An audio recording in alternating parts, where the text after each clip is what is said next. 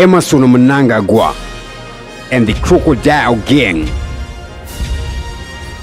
Who was the Crocodile Gang and what was their strategy during the War of Independence?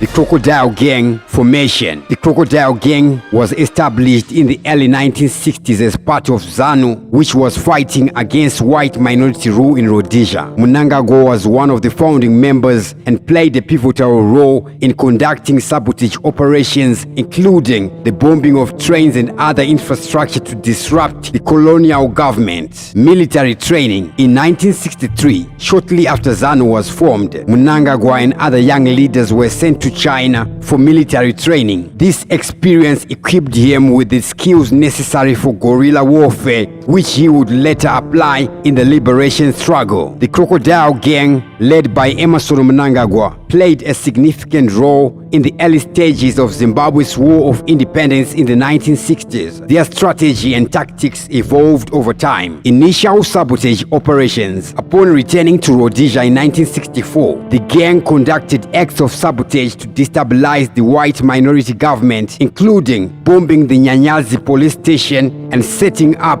roadblocks to terrorize whites. They left green handwritten anti-government pamphlets at the scenes of their crimes. The gang's first major attack was an ambush and murder of Peter Obahoza, a white factory foreman and police reservist, in July 1964. Recruitment and weapons smuggling. In addition to sabotage, the gang was tasked with recruiting new members from urban centers, then smuggling them into Tanzania for military training. They traveled back and forth on foot between Salisbury and Mutoko to facilitate this. The gang also smuggled weapons into Rhodesia, but faced setbacks when some members were captured with guns. Publicity seeking. After the Obahoza killing, the gang stepped up its campaign of violence, attacking white-owned farms in Eastern Highlands. They became known for their use of knives and living pamphlets. The killings and attacks were deliberately calculated to gain publicity for ZANU's efforts and bring attention to the liberation struggle. The Crocodile Gang's activities,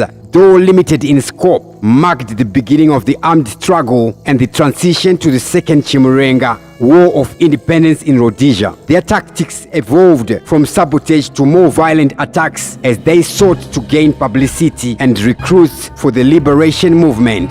The tactics employed by the Crocodile Gang during the Zimbabwean War of Independence differed significantly from those of other liberation groups in several ways. Focus on sabotage and psychological warfare. The Crocodile Gang primarily engaged in sabotage operations aimed at destabilizing the Ian Smith government. Their tactics included bombings and targeted killings. Unlike other groups that might have focused on large-scale military engagements or guerrilla warfare, the Crocodile Gang's strategy was more about creating a psychological impact through high-profile acts of violence. This was meant to demonstrate that the liberation struggle was active and could challenge white supremacy directly. Small-scale and decentralized operations. The gang operated as a small 5-member unit, which allowed for flexibility and rapid execution of their plans. This contrasts with larger liberation movements that often organized extensive military campaigns with significant number of troops and resources. Their operations were localized, primarily targeting specific areas in eastern Rhodesia, which allowed them to evade larger military responses and maintain a degree of secrecy in their activities. Use of symbolic violence. The Crocodile Gang actions often carried symbolic weight, aiming to challenge the psychological barriers imposed by colonial rule.